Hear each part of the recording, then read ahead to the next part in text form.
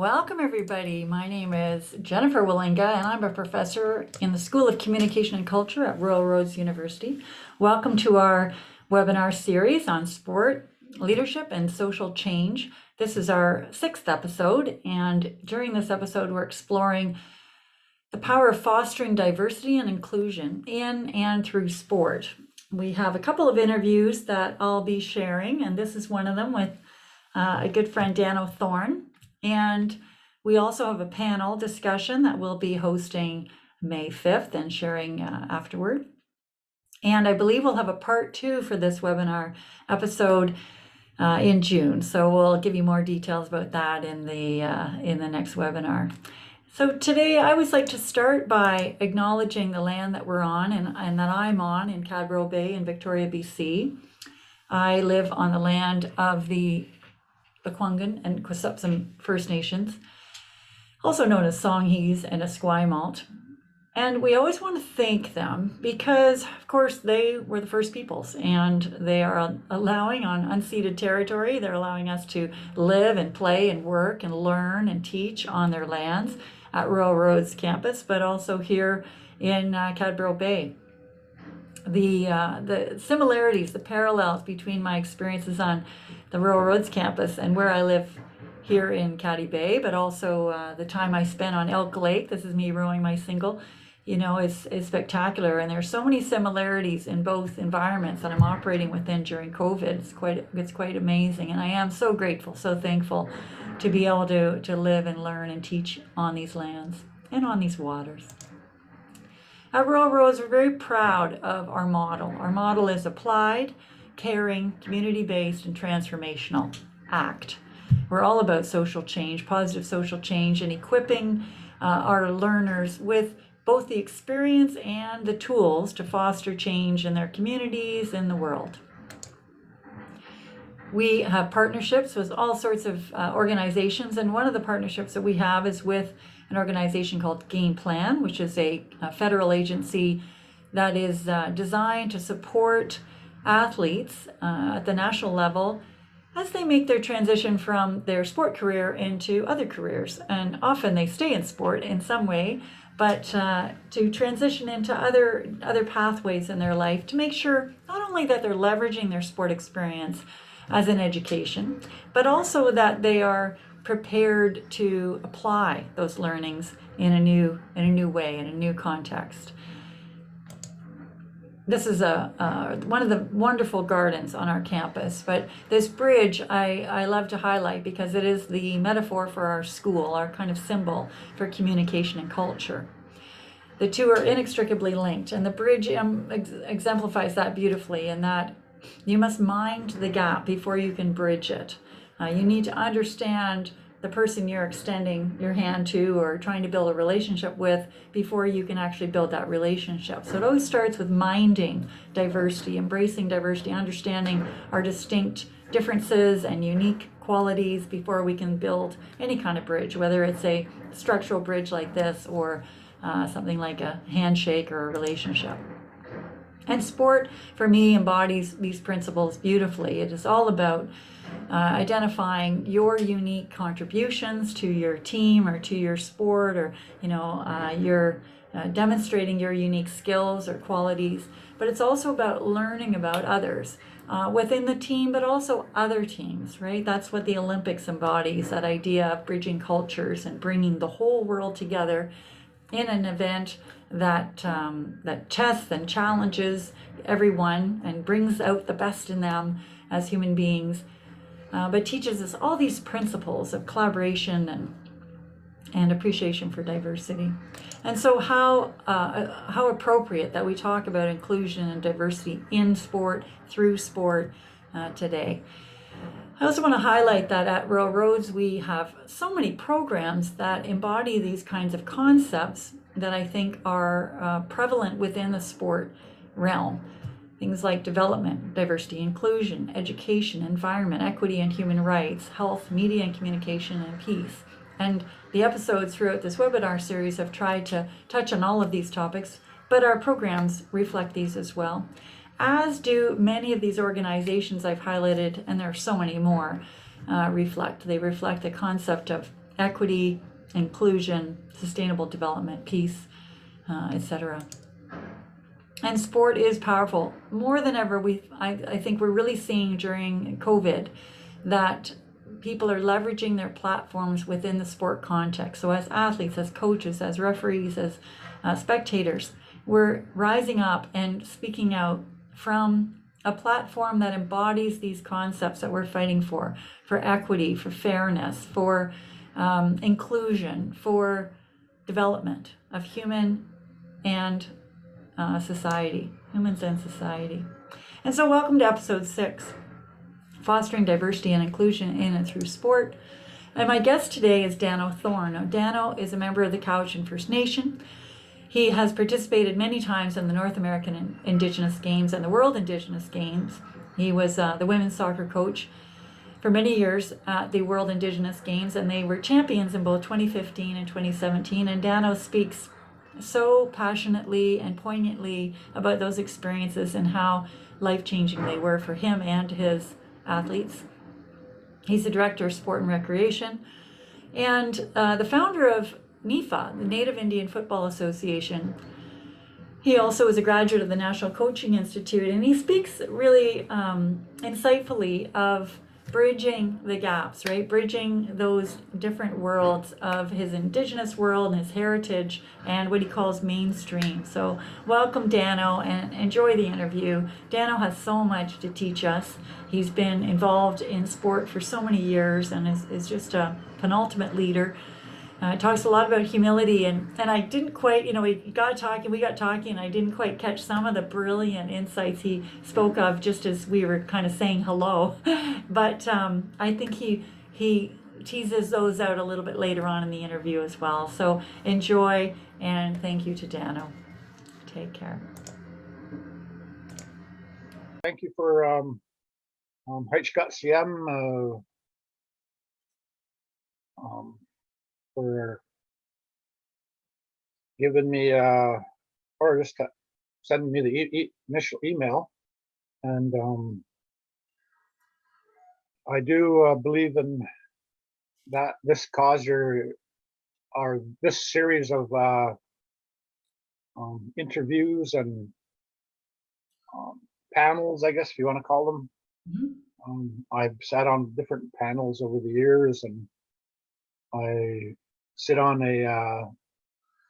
the committees I want to take a lead on, and in soccer I am the lead, and from the grassroots right to the global level. I'm a voice that, and it's all around inclusion, to get our people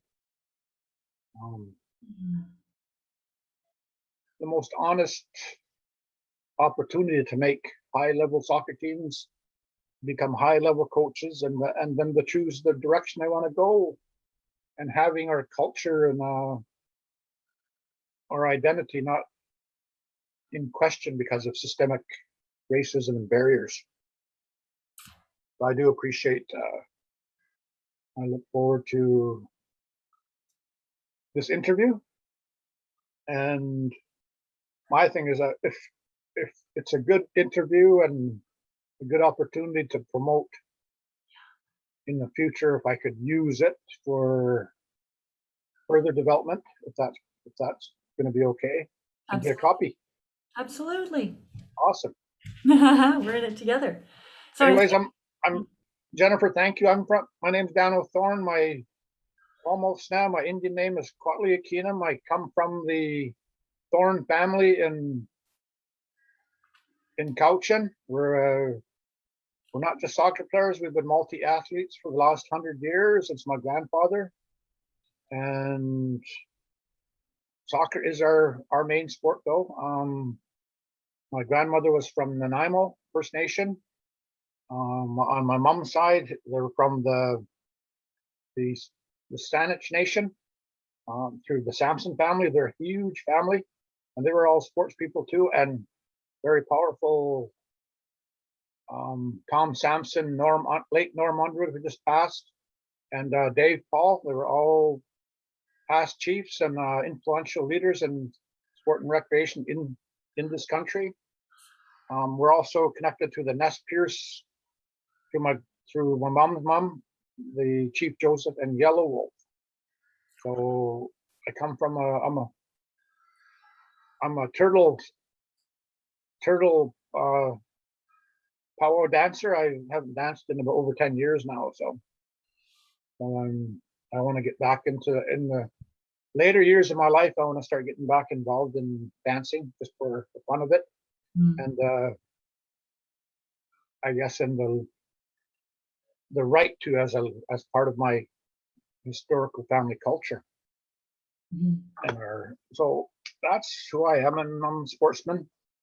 I'm Red Road, 32 years of sobriety. So Awesome. that's me in a nutshell. I love working with people as best I can be, and at the different levels. You're a leader, you're a founder as well, and you've taken teams to the World Indigenous Games and been champions. What got you involved in being, why did you choose the coach road? Why is coaching so important to you, and what impact has it had? Oh, I've had I grew up in two worlds. I grew up in, I'll just say the mainstream world, and the village, the reservation world of sports. And I was taught real early in my family, because a lot of our family and friends were a lot of them were still being shipped off to residential schools, and my parents didn't, and my grandparents, none of us went to the residential schools, but a lot of us went to day school. So there was a difference being home and being taught, having the parents and the grandparents still there to, and otherwise, if you go to residential school, you don't get the daily teachings, and you get it blocked out. So my grandfather always said to get out there in the world to his children, and that they had to fight and claw their way on teams, and getting their education and getting work. It was always a strict rule that our family was basically told to do. And if you're good enough, you have to work harder. You're First Nations, you have to even work harder. But if you quit, that's what the system wants you to do. So I'm one of those that never quit. So me and my siblings, we played on teams that were non-native right through, whether it was volleyball, soccer, basketball. We all signed up into the leagues. And my grandfather and then my uncles were all top players, but they were coaches. So that was really, I don't know how they became coaches, but it was just passed on, and it's a leadership style. And so my dad and his brothers were all coaches, and their sisters were sportswomen, so all their kids and grandkids all play sports. But I started notice. I mean, I think I became clearer when I started my Red Road walk in 1989. I started to view more of the teams that exist in mainstream and elite teams.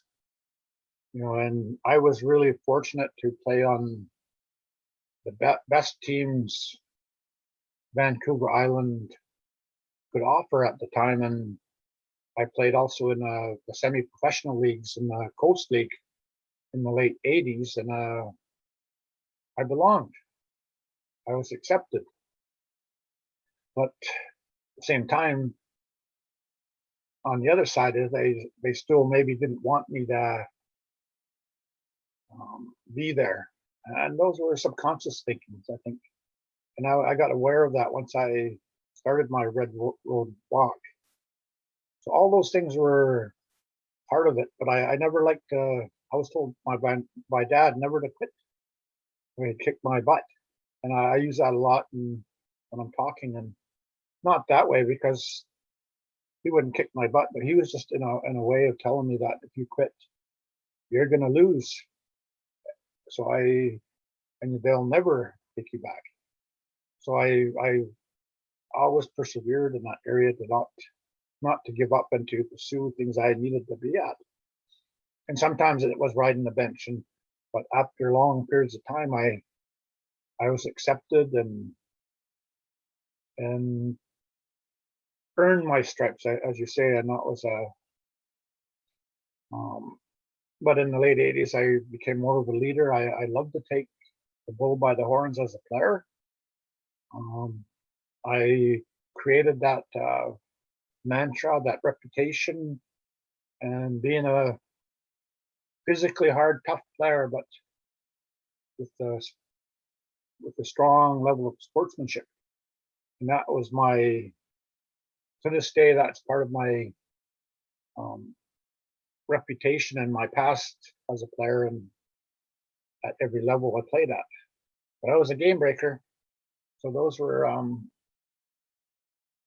many of our players that I played against in native tournaments never came and joined me. And it doesn't matter what community they're from, there wasn't too many of them that played in our system, in the mainstream system. And in our Vancouver Island Soccer League, Premier League, there was maybe 5 through the 1980s that played at that consistent level, that played and got to play. Some tried out, but never, they assumed that we're not going to play me anyway, or they didn't go at all. So if they rode the bench, they quit. So that was a common thing for much of the 70s and 90s. And some of these players were national level talents, skills. Never saw that limelight. And so that was very important for that. How do you create opportunities for our people based on the situation that we have on our First Nations reservations and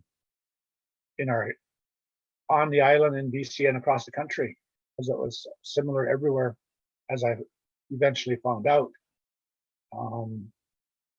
But coaching, I seen there was no native coaches. I was the first one at the national level. I attended so many different things as the first, whatever program I was part of, I was always the first one. And I started coaching a little bit in the late 80s, and wasn't until about 1990, 1991 when I joined ASRA. I met a lifelong friend, non-native fella, who's still at the top of sports in Canada. Kind of, I became, I guess, the prototype First Nations athlete into a coach. So I climbed my levels quite fast when I was working as the program director for ASRA. My friend and other friends finally started to mentor me. And what had happened with a life of sobriety, I went back to the culture, and I started being connected with my Uncle Tom and his 2 brother-in-laws, and others, like some elders and some coaches and traditional coaches in canoe racing. And so I started being a sponge for learning, and then creating and challenging myself by just watching the extent of coaching diversity and creating a model, a way, things that were missing in the NCCP program. And there was, and once I became a NCCP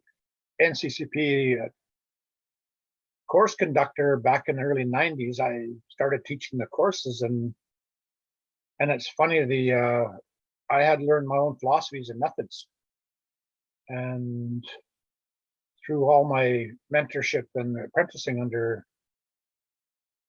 and changing the wording from Western into First Nations or ways of coaching, and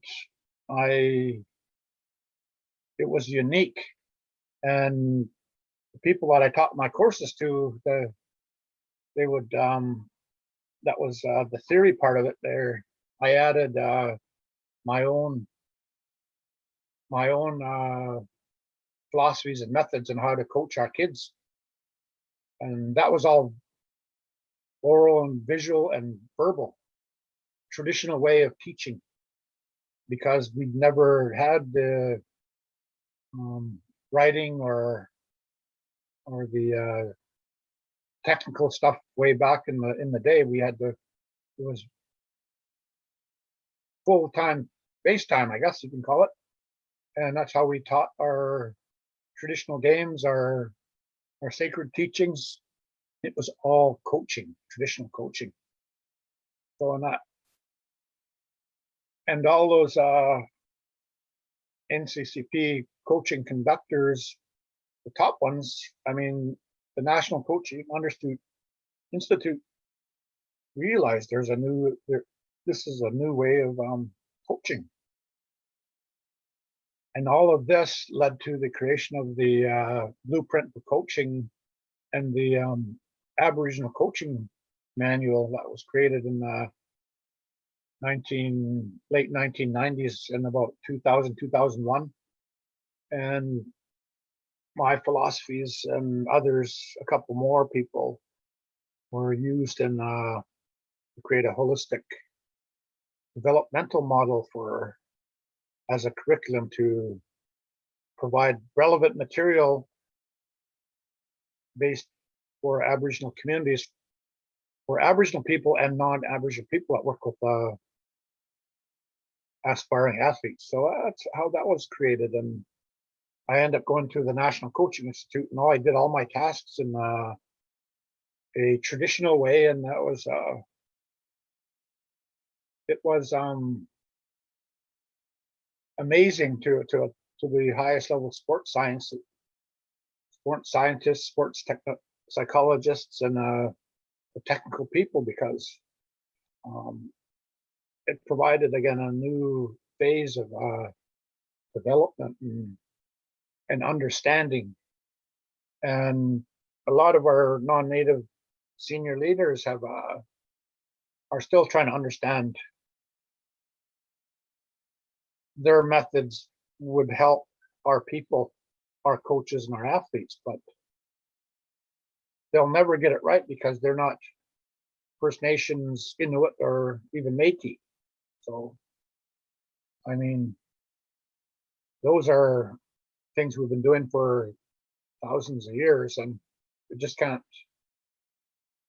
they'll never have the inner road experience to understand where we come from when we've been through so much toxic lifestyle changes. It's been very difficult.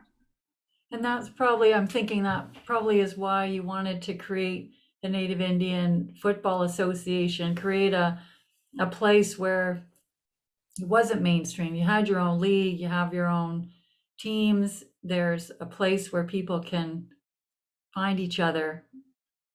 Yeah, and share because you've been through so much, and then come back and then influence mainstream. Yeah. Yeah. Yes, and I think I'll just say, with the coronavirus pandemic, In an internal sense, our people are grieving because of the loss of our tournaments, and Totally. not just in soccer, but the North American Indigenous Games. And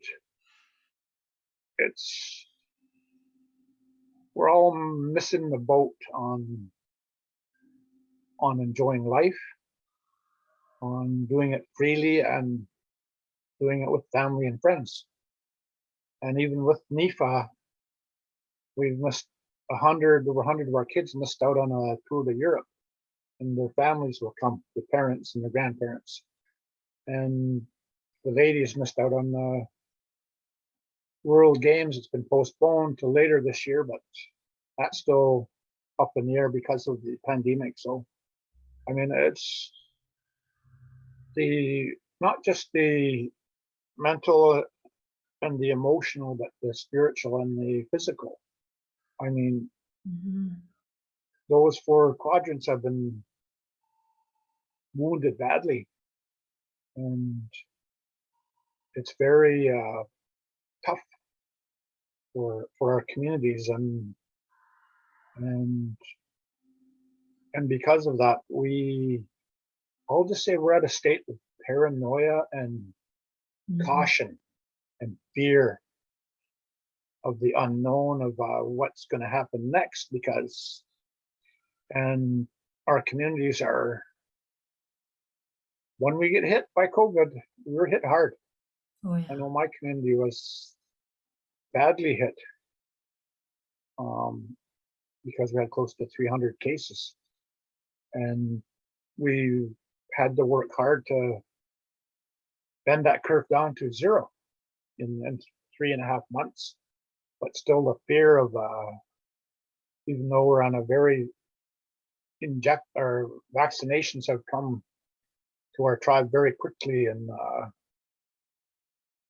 but still, with all these restrictions that come from the top for our best interests, are they our best interests?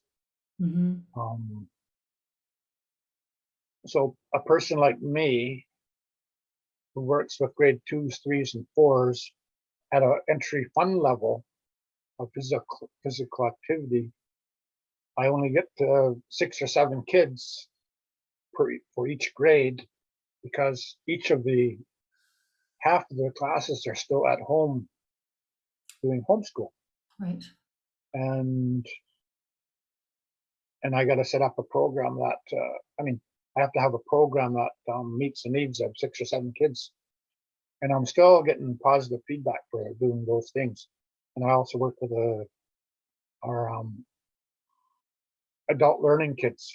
I mean, they're all adults, and their teachers come in. We're doing a walking thing right now, so that's very limited to,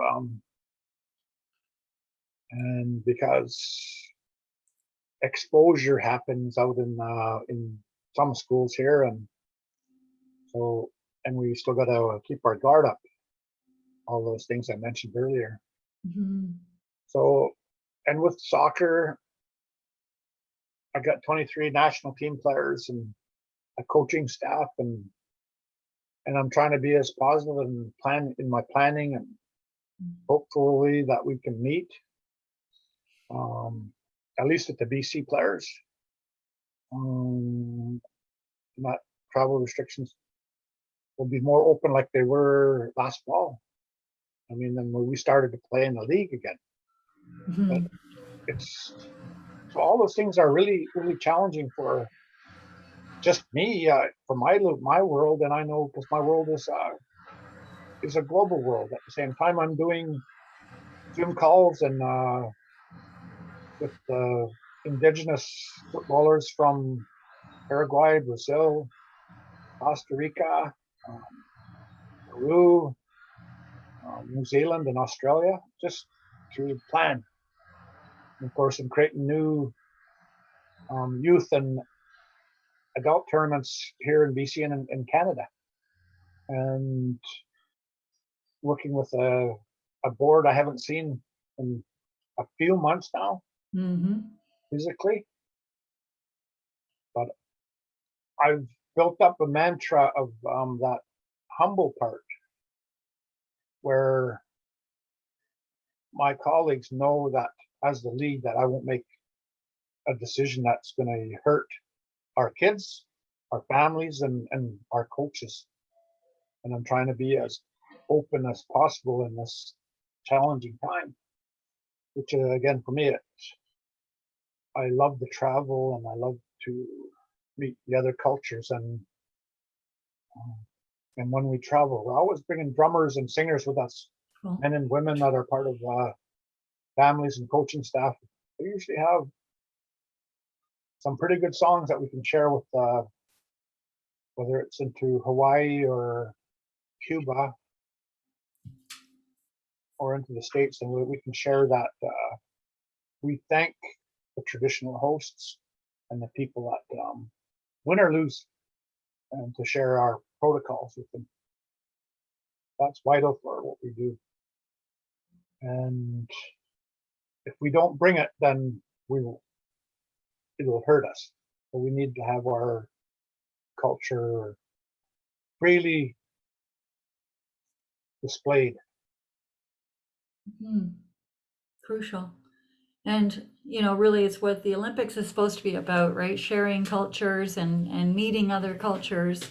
You spoke earlier to me about balance, and you're talking about power as well, and power balance. When it starts to get out of balance, we can really see some problems emerge in terms of leadership. How does sport teach us that?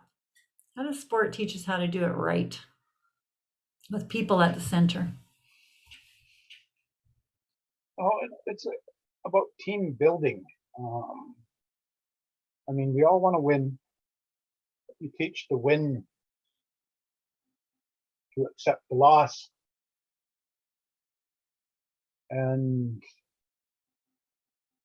if everything's prepared right, then the battle on the field of play with the fair referee and the rules, subs, whatever, and the result dictates who wins. And sometimes the best team doesn't always win.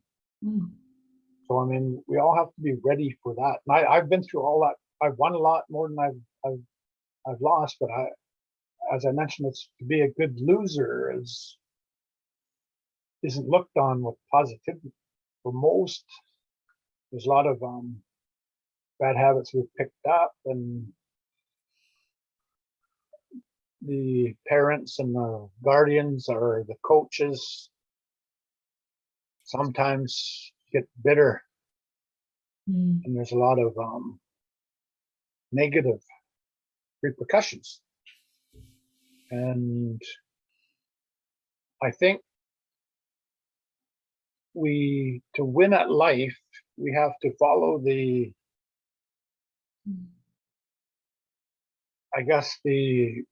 when we lose, to learn, make it a lesson so we can be better for next time. Or it just wasn't our day. We have to realize there's just as much talent, as much skill, as much good coaching in our communities, because we have a power of 12 communities that are close. They might not win the day, but they'll have a chance to next time. And I think we build leadership through sports by going back to the way it was and the way it can be again, in regards to being a good CM, a good leader, and being a good coach. Because a good leader could be a great leader could be a great coach, or a great leader supports a good coach. And that's where you have co-coaches, assistant coaches, managers.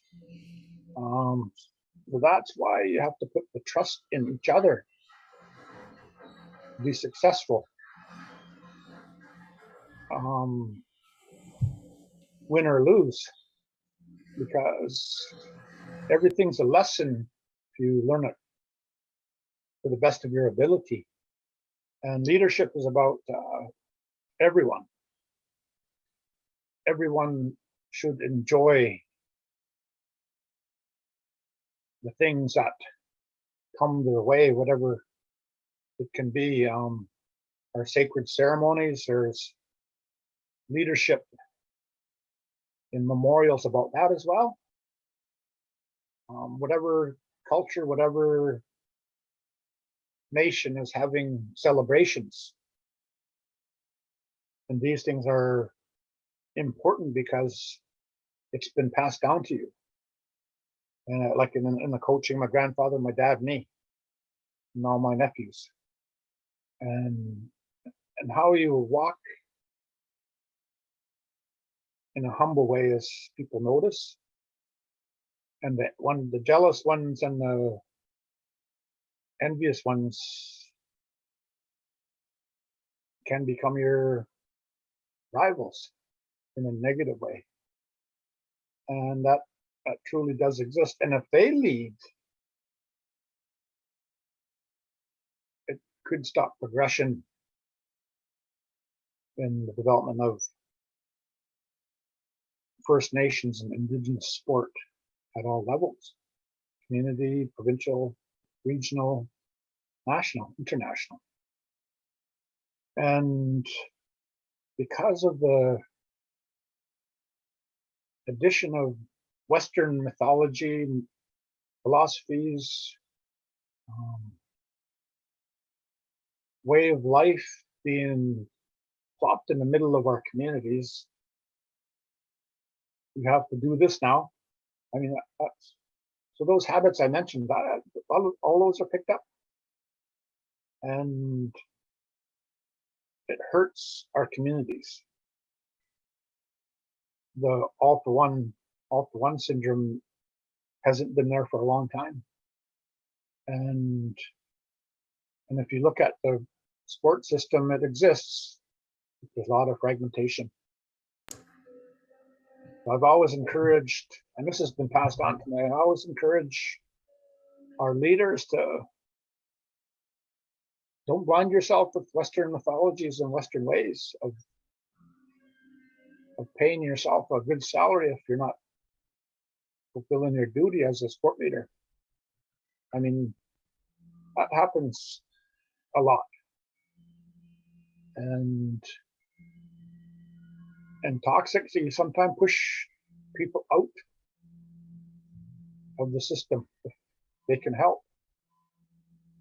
And that's all about power.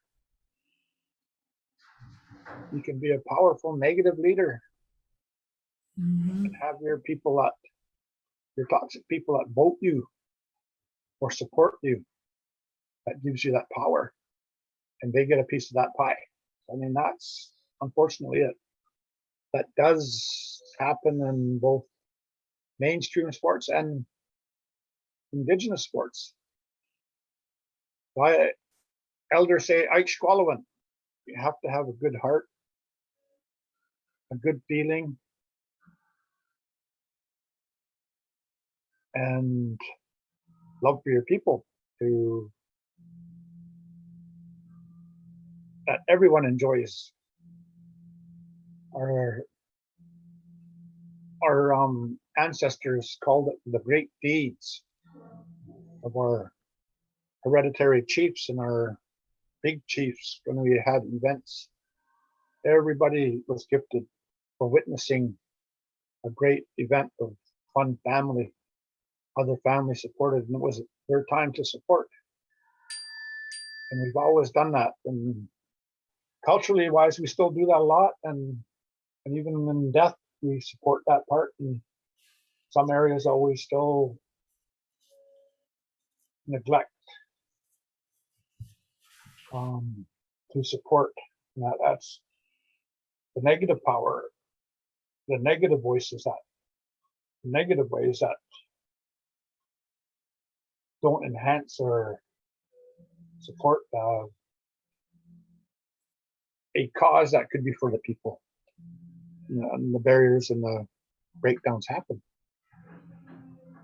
From my view, my perspective. What do you think gets in the way? What do you think gets in the way of that true sport, the good-hearted sport that's about, the sportsmanship and sharing of ways of doing and taking part in something that just gives you so much joy, but you're so, we all feel intense about it, but it's just such a great experience. What do you think gets in the way of it and creates these bad habits of leadership or power imbalance? I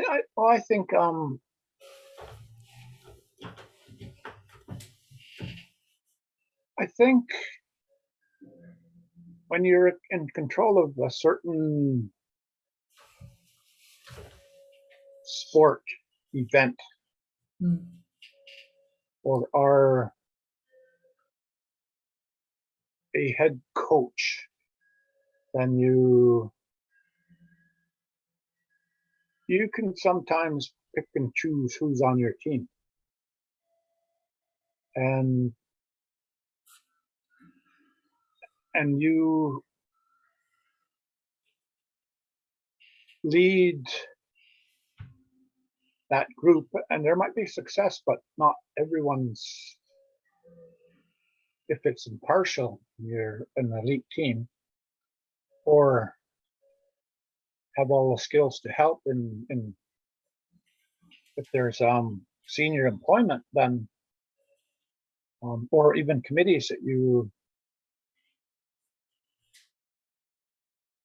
if you're impartial in as the leader and you take the best possible team, then there's going to be more benefits for success. And we don't do that in our sports system enough at this point to progress to where we all want to be, as we all talk about it. And the words that I always use, not so much swallowing, and that's a big word in the Coast Salish nations. And everything that I do, I bring that word up, and that's about one mind, one voice. Everyone should benefit. Everybody's included. And those are, and pre-contact, everyone benefited. And of the successes of the nation or successes of the games. And in the North American Indigenous Games and the World Indigenous Games movements,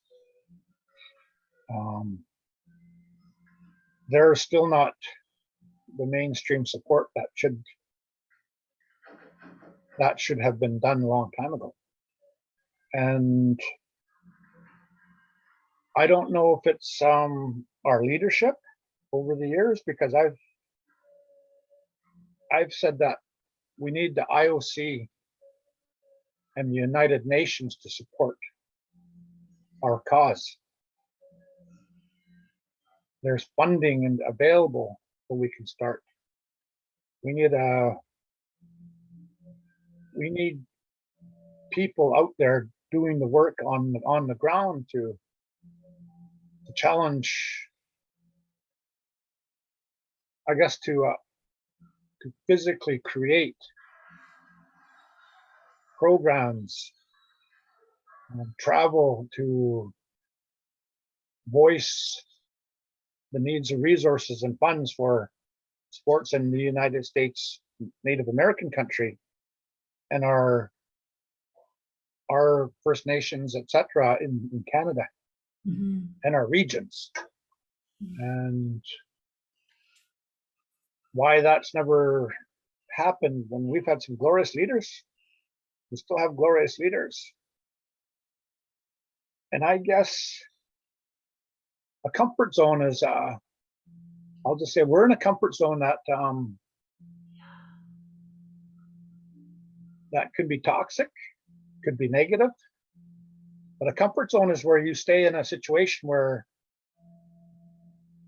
you got the power. And it's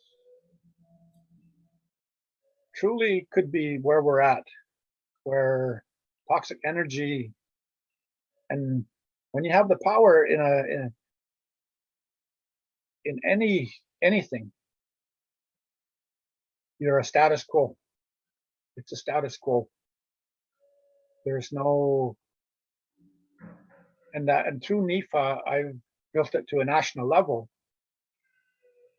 without support financially, without resources. I went right to the top in Soccer Canada and BC Soccer, and because I had the opportunity, I went to the World Indigenous Games and became a technical leader of how it should be done in regards to global rules for soccer. And I've been to the National Coaching Institute that gave me the hands-on learning experience. I had several national level mentors and put it hand in hand with my traditional mentors and create a program. And being in a healthy mind, I guess, in a red road, and remembering my commitment to sports I made 30 years ago. One day, after I got a job at Azra as a recreation guy, I went out after that weekend and said a prayer and thanked Creator, teach LCM for I'll always commit myself to sport and people first, and the things that we need to be better at, and sobriety. I mean, that's in a nutshell, and being humble. You know, and you can be humble 100%. You can't be humble half the time. It's like anything else. We can't give it all our, if we put in 50% work at something. So in a sense, and I may be the first one that has talked about this comfort zone that we're in.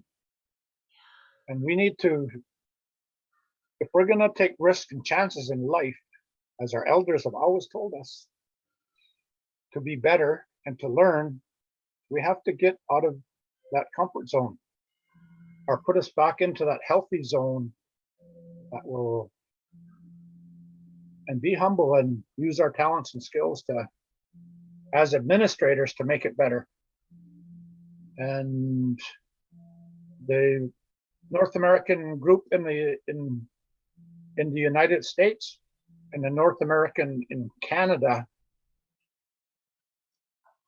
haven't walked together now in a long, long time. Because we put a stipulation in Canada on the American group who need help for whatever reasons. We put a ban on having games in the States until they get their act together. That's not a Almost way. That's not our First Nations way. That's not our Native American way. So we're still in this. If we open up our hearts and step to the next level, like I was saying, then I think I've been saying we need to have a national North American Sport Congress on the business of sport. We have the professional attitude. We need workers.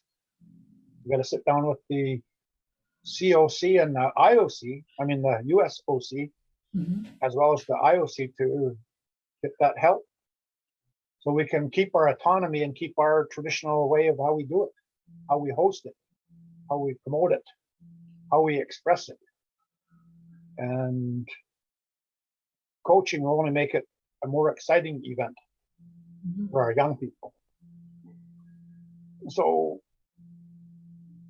most of our young athletes, that's their last big dream in their sports career is NAIG. But we got to provide something more for them after it's all done. When they're 19 and when they turn 20, there has to be something beyond that. And even then, I've promoted national championships. And I know certain sports do that. And at NIFA, we're on our way to, but we need to, our recognized national bodies have to know that we want to support what they do, but we can do it because we know how to do it as soccer people. Mm-hmm. So, I mean, that's how it works. If we open up our minds and our hearts and our trust in each other. And it's important to retain autonomy for the Indigenous games, Indigenous teams, representing your nations like any other nation. Why not, right? And how do you see the World Indigenous Games cooperating in the future with, the Olympics or any other World Games or World Championships? Well, we're as a World Indigenous Games leader.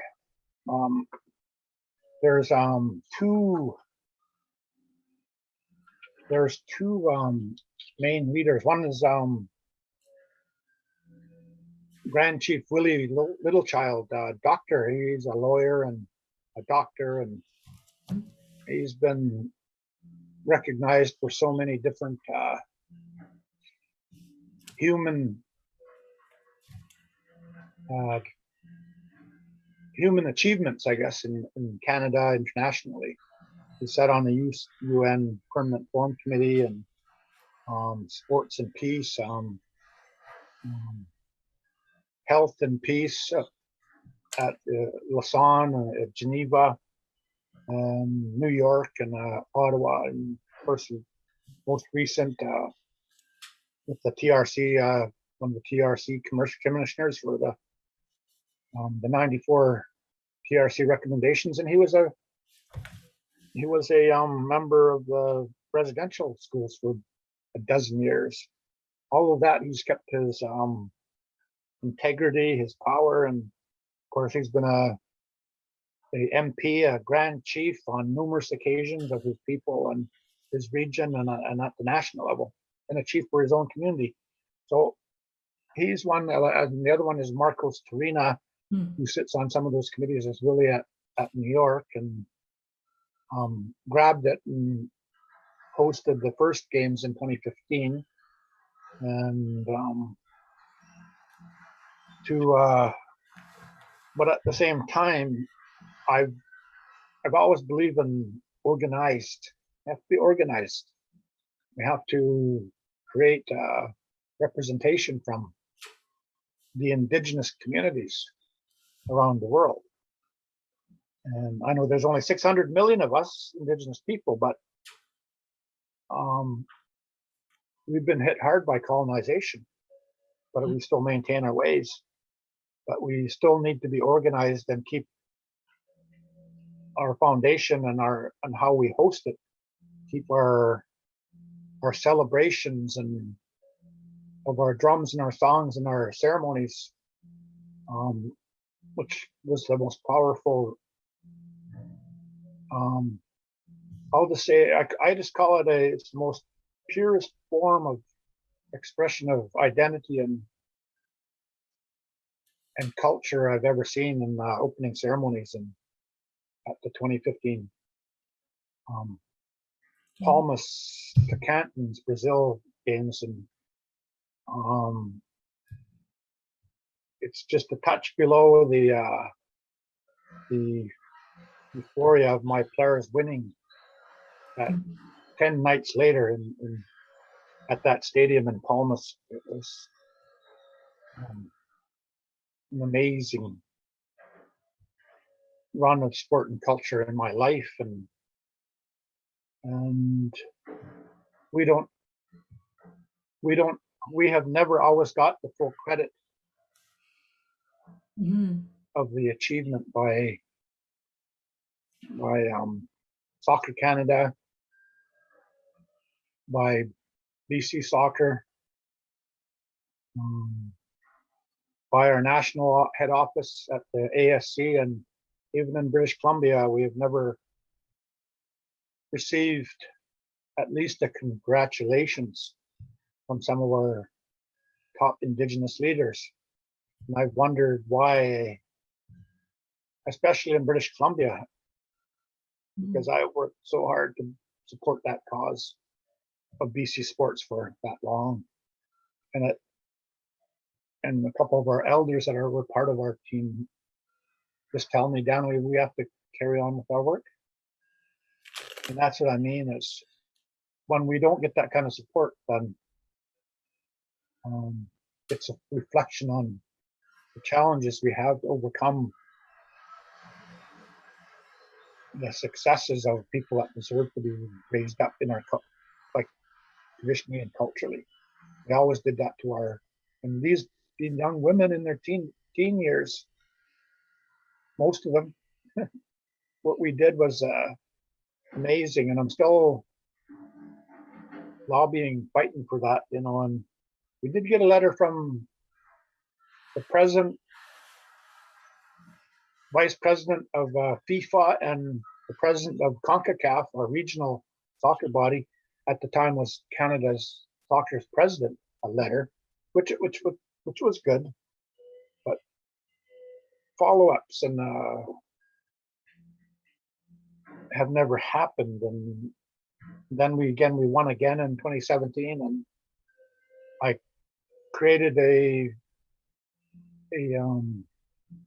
progression team, the U19, U20 girls, and we went to, that was our last trip we made with NIFA to Cuba almost 2 full years ago now, and we won 3 of 4.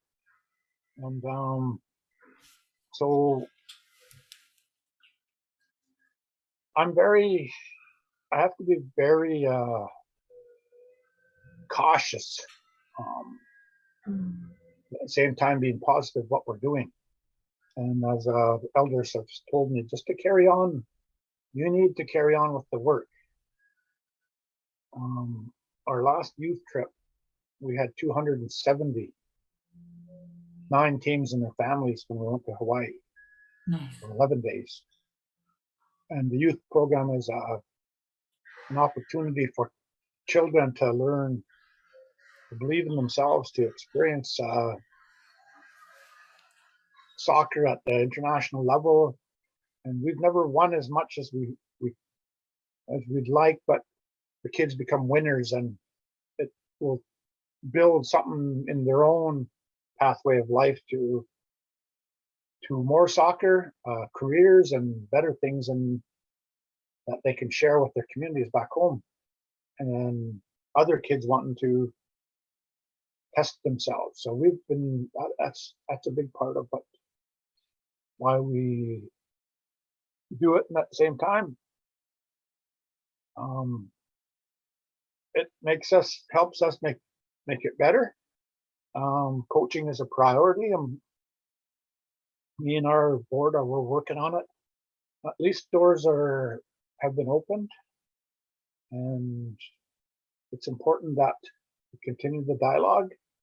And I believe we can carry on with the work that we do.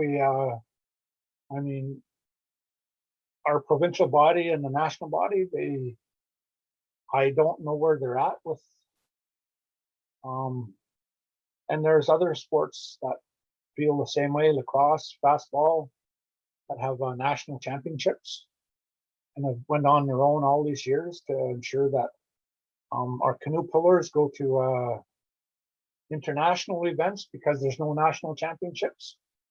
And like I've said, the North American Indigenous Games could carry on, but there has to be something for North American and national championships, overseas trips, what we do. To professionalize our coaches so they can coach at the Olympic level, for the Commonwealth Games, for the Pan Ams, and even for the Canada Games. And a more professional approach to the North American Indigenous Games, without ever losing the philosophies and methods of our sacred teachings, our sacred celebrations. All those go hand in hand, and it walks together in the holistic sport balance, or just the holistic balance, period. And we promote health and wellness and Red Road in the programs that we promote and that we do.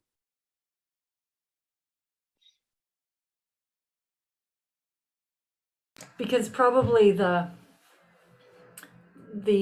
thinking is to kind of assimilate you into the Olympics and the national champs and the ones that exist. But you're saying, no, we want to have our own games. We need to retain this autonomy. It's crucial. I think so. I agree in just what you said. I mean, back in the ASDR days, it was always the bureaucrats and the politicians and the senior staff at the sports branch always a system that exists along the mainstream, like two walks. But we were forced on reservations with barriers that we had to get permission to travel off way back 50, 60 years ago. We weren't allowed to come off. We weren't, I guess the best thing is we weren't allowed to go into social establishments. But that was opened up, and voting was opened up in the, I think, in the 60s. But they opened up the ban that they had on our cultural celebrations in '51. Finally, after all, but all those things go hand in hand to. We started our own tournaments and local tournaments, so we can master soccer, master basketball, master ice hockey, etc., and become. We were all already natural runners back in the day, and so as we developed and gained more openness within the laws of our country and within the laws that were within the Indian Act, we kept opening. We had our first thing called the Sports and Recreation Commission in the mid '70s, was opened up in a 5-year plan just to funding, and persons like George Manuel, Rod McNacken, Tom Sampson, Dave Paul, Norm Underwood. Those are my three uncles at the end, those three. But I knew Roddy, and George Manuel was he was a really renowned icebreaker or door opener in politics, and they were all that way. But they were part of that very first federation with other leaders in the province to start the walk in sports and recreation. And but it wasn't. It was like a project. It was never carried on after 5 years. So there was still talk of other things there.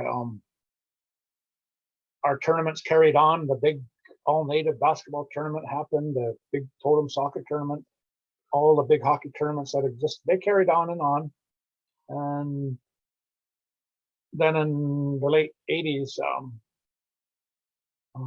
Alex Nelson and Joe Gallagher and a couple others that had a little meeting in Richmond in 1989 March, and led to the creation of ASRA. And at that time, I was just started my Red Road Walk, and within a year and a half, I was the program director there. And I learned so much. I was thrown into the herd of buffalo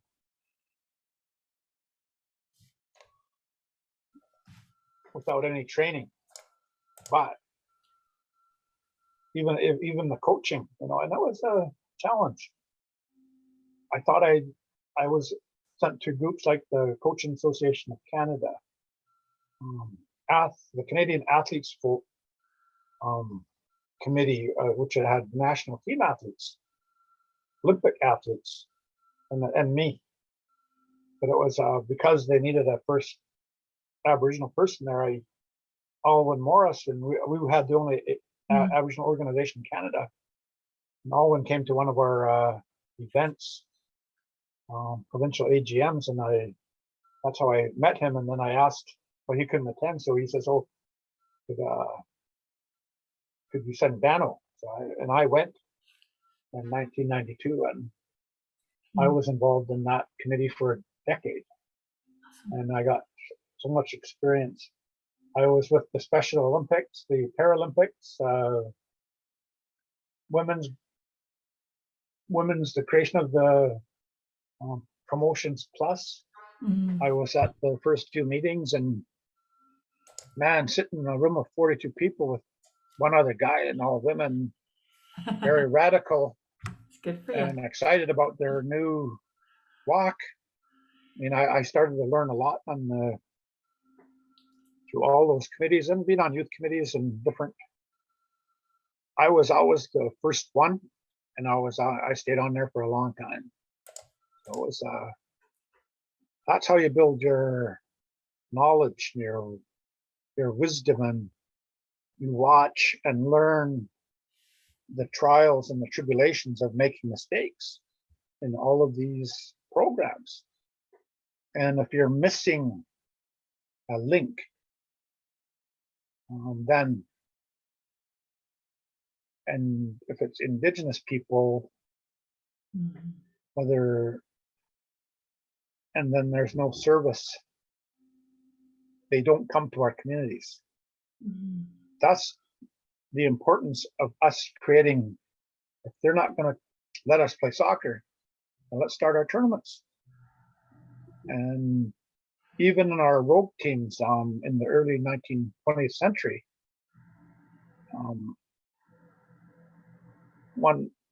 my grandfather was a manager. His two brothers were playing along with other Cowichan players in late 20s, early 30s. Legendary Duncan natives, and they used to travel to Victoria for all their games. And back then, I can't even imagine during a depression getting down there every weekend and winning all the trophies and building the foundation of all that things that we're talking about. Inclusion, exclusion, and those are probably the two most the hardest words that I use. Inclusion, exclusion. And that happens in communities. Exclusion and inclusion. And we need to stop that. At the same time, the word diversity is Cowichan First Nation, or Cowichan First Nation, Cowichan tribes, Songhees First Nation, Sahelis First Nation, Musqueam First Nation, Namgis First Nation, Kitwanga First Nation, Lady Tenay First Nation up in Prince George, Kamloops First Nation, West Bank First Nation. That's a diversity. That's a diversity right across the country. And we do not look the same. We got features that are different. We speak different languages. Mm-hmm. We have different sacred ceremonies. We have different kind of sports. We have traditional games that we've played. And we have an education that we have taught to our children, our teenagers, and our parents and grandparents for generations and generations. And that's what exists. And that's what I mean by my definition of inclusion and diversity. And when you coach a program that has athletes from Ganawagi, Akwesasne, Kanesatake, the Oneida, the Haudenosaunee peoples, Anishinaabe, Algonquin, Métis, the Ojibwe, the Cree, the Inuit, and all our nations in British Columbia in my program.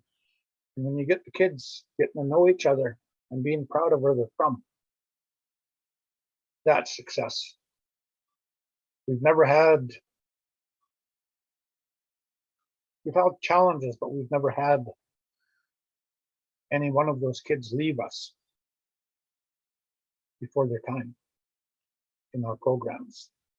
And in all my programs over 30 years, I promote health and wellness. It would be different if I was a leader that drank alcohol and smoked marijuana, even though it's legal. Then I promoted health and wellness. That would be the worst thing I could do as a leader. But I keep my walk as best I can in the health and wellness. Because before contact, we were all healthy and balanced. And I take and do what I can do. I don't stop things I think are negative. I won't step in the way of people that are doing work in our communities in sports and recreation. And as I mentioned, sometimes I'll make statements. I think you need to change it a little bit. Yeah. But I've always kept an open heart and a good heart to want to see our children dream, achieve, live their dreams, have success, win or lose, and then learn the lessons. And knowing where they're from and who they are. Carrying that with ahead of everything else, and walking together and being raised up as this, which has always been done by our people in our nations, and breaking down those barriers and putting our way back in to the way we do things, and First Nations, Inuit, and Métis, Native American communities, and all Indigenous people.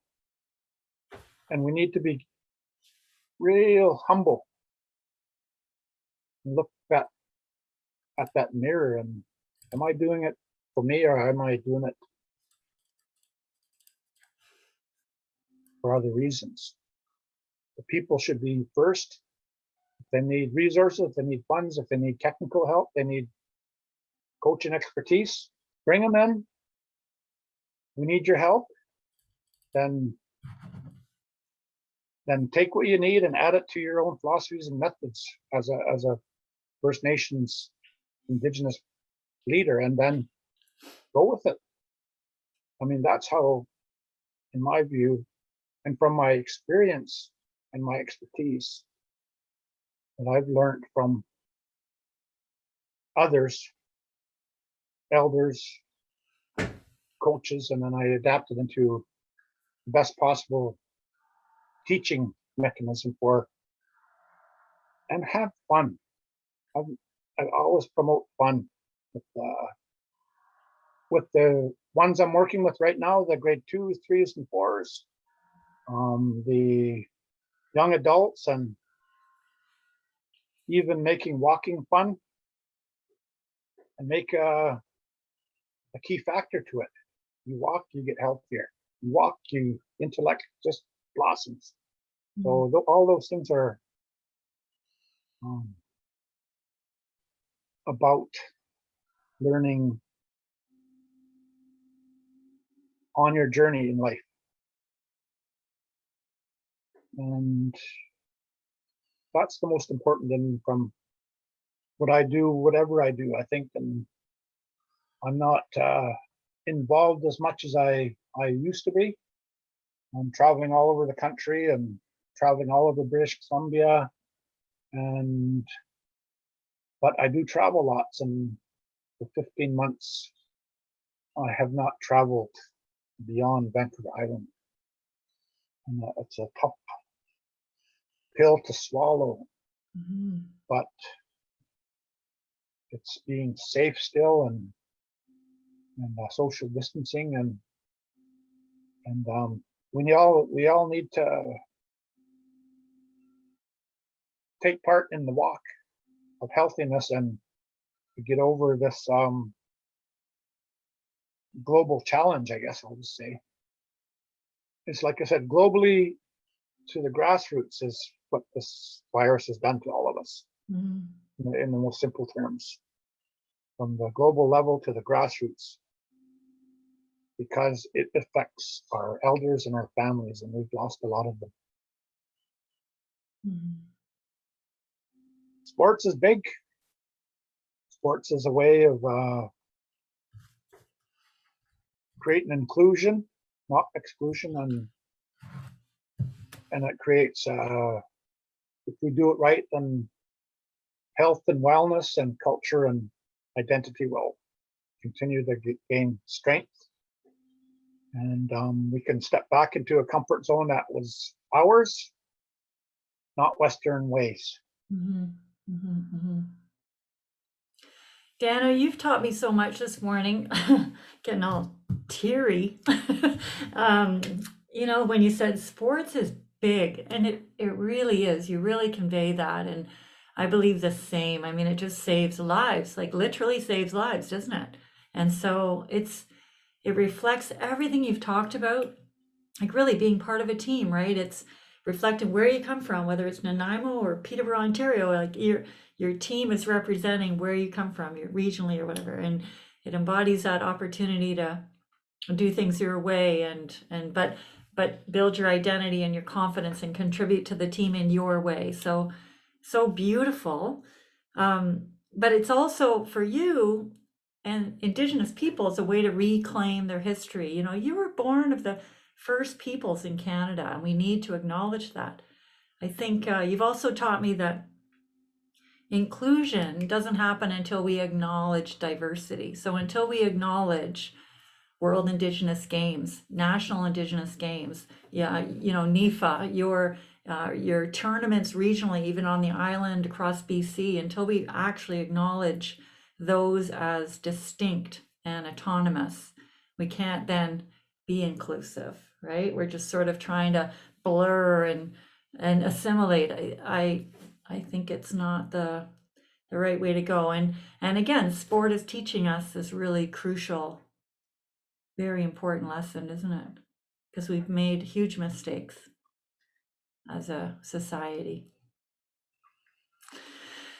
Thank you so much for speaking and sharing your experiences and your values and beliefs and wisdom. And I hope you get to travel soon. I know you've got just so much to share. As Cowichan tribes, our leadership and our pandemic managers team, and I think it's been a real challenge for us, but we've as a nation and as a leader, and not only in traditional times but leader in different areas in BC and across the country. We're continuing to work together to provide. It's given us time to, I guess, to look internally to move forward in the best ways for the needs of our people, and our chief and council have been really good on that, and all our leaders have become working together, and as we roll out our vaccines and all those things to reduce the risk so we can be active out there in our community, at least from our grassroots levels, and continue to be safe as we overcome this pandemic. And I'm proud Cowichan. I'm proud to be a part of the Thorne family, and I love what I do, and I wouldn't do it for nothing if I didn't love it. And I've been a volunteer along with all the board of directors, the coaches, and all those things, and even all the ASRA days working for nothing and no compensation. Is you make a commitment, I think you have to follow through on it. And it separates we all deserve to have a good living through working, but in our culture we never had monetary to promote health and wellness and doing the job and doing the work, because we love our people, and that's really important. I always, when you make a commitment to doing something 100%, as my dad told me, and many of our leaders here in Cowichan always say that, you have to follow through,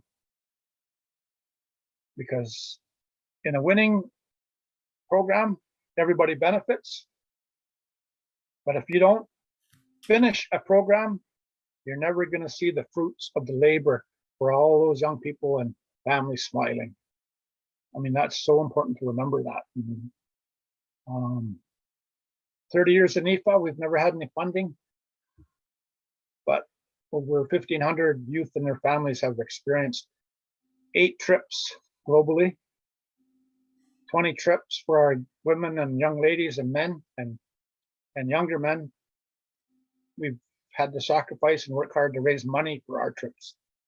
And those are all part of the pathway of our NIFA program.